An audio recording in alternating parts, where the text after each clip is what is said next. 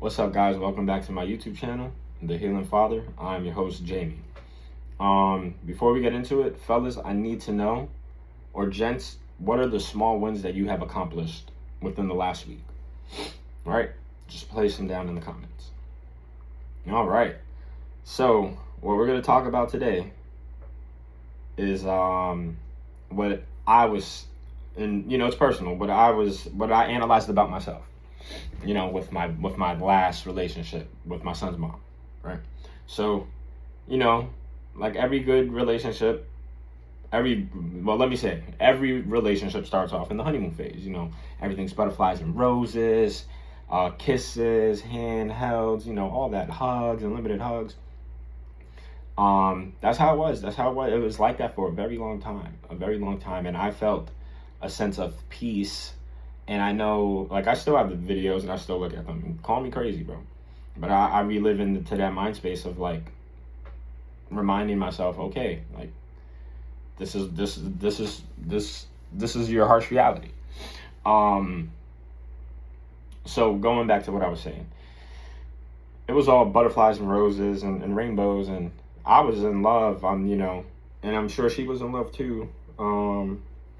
We used to do things together a lot, like go to the beach, go to the arcades. Like we were really that playful, didn't give a fuck about anybody, part of my friends couple. And I'm of Puerto Rican descent and she's of African American descent. So being down in the South, that we used to get looked at crazy, yo. Like I remember one time I was sitting out there eating, but we were sitting eating outside and these people just kept staring. I'm like, I'm about to go say something. She's like, no, you don't need to. I'm like, it's not making me uncomfortable, but I knew it was making her uncomfortable.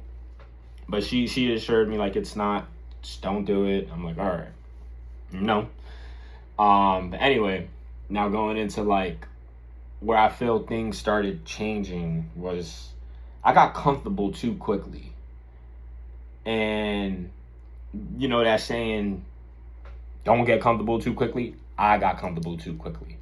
And it was the worst thing. Like, I forgot to remind this woman, who was the love of my life, that you're beautiful. I was forgetting the little things that she craved, like, the kisses on the forehead, not even giving her the eye contact that she deserved, but like always putting her down. And because my own ego was building up and I was very comfortable like that, what I acknowledged about myself was I'm scared of commitment, right?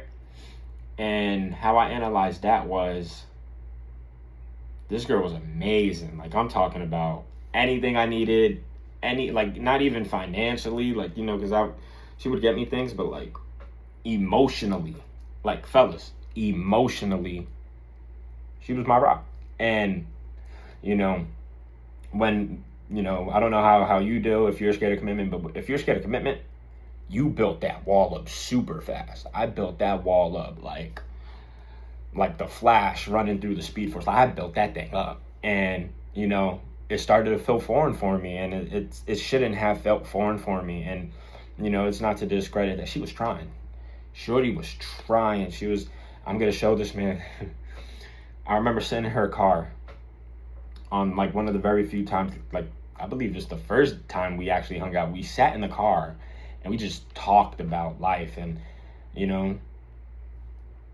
I told her I was damaged, and she was still willing to be there for me, but I didn't trust myself to let somebody of that high stature and high vibration into my own life. And I thought I could, and it was too much for me. Like, she was pouring. Like, when I say, you pour into each other's cups, this girl came with a hose and said, you need this. And I just didn't know what to do about it. But going back to the commitment part is, I would say that, like, I loved this girl. Like, she's the mother of my son. I will always have a special, have a soft space for her. She's the mother of my child. But like I broke this girl. Like, I broke this girl down. Like, you talking about throwing stones at a glass house? Like, I crushed this girl with not only like my scared of commitment, but like, so my commitment I'm doing everything raw here. I'm not editing nothing, because I believe that if I speak it from the truth, it don't need to be edited. I was entertaining other women. And let me tell you now, that was my scapegoat. That was how I could deal with being scared of commitment, was seeking validation from others. But I'm getting it at home. Like, I was getting it at home. And I was so blinded by my own ego, by my fear of commitment. Because if I, like, honestly, like, you know, you shouldn't look back at things, but if I would have fully committed, we would have had a couple acres house right now on our second kid. Like, that's how tight we were. And, you know, I didn't do any of that. Like, I folded. I folded under the pressure. Like, you know, they say pressure makes diamonds. Well, I must be a fucking lab-grown diamond because I folded, bro. I like folded. And it's not a sense of regret. I'm just getting it off my chest. Because, you know, I'm a firm believer that we can change. Guys can change. Anybody can change. It's just putting that work in. So what I'm also learning to find out is how to heal with the commitment part. Going to the validation, right? I don't need validation from nobody but myself. And that's just it. I'm coming to learn that now, right? Validation from nobody and myself. What does that mean? Wake up in the morning, I look in that mirror, I splash, clean my face. I thank God, like, you know, thank you for letting me wake up today. Thank you for the birds. Thank you for the skies. Thank you for the life I live. I do a prayer for my son and his mom. And then I build my confidence. I build my confidence going into the day and tackling it, you know, head on. And the way I do that is I write myself little notes. Like, you got this, king. Don't let nobody take your crown. You know, things like that, that I think are helpful. And, you know, if you're one of those dudes that struggled with committing, why? Tell me, is there a reason why that you couldn't commit? Because for me, I was nervous. I couldn't handle that love. And, you know, now I have to build myself back up. And this is what I'm doing. I'm working out more like I used to. When she met me, I used to be fit, buff, you know, beard used to be nice and long, curls. I was that man. And I'm not doing this for nobody solely but other than myself and for the well-being of my son. Because if I could build myself back up to that man without having that scared and that, you know, that fear of committing, my son will see it and be like, my dad went through the ringer. Like, he went through the ringer.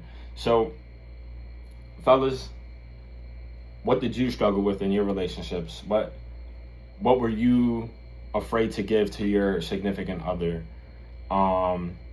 And where do you want to go now? I want to be the best version of myself. And that means I don't need validation from any woman.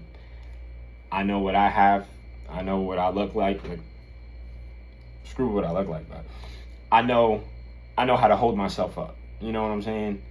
And are you struggling with that, fellas? If you are, I just want you to know that you are not alone. Like, we got this. We're gonna heal together, you know? One day, one step at a time. We all will heal. But do it for the right reasons. Again, guys, if you like this video, like, comment, and subscribe. Peace.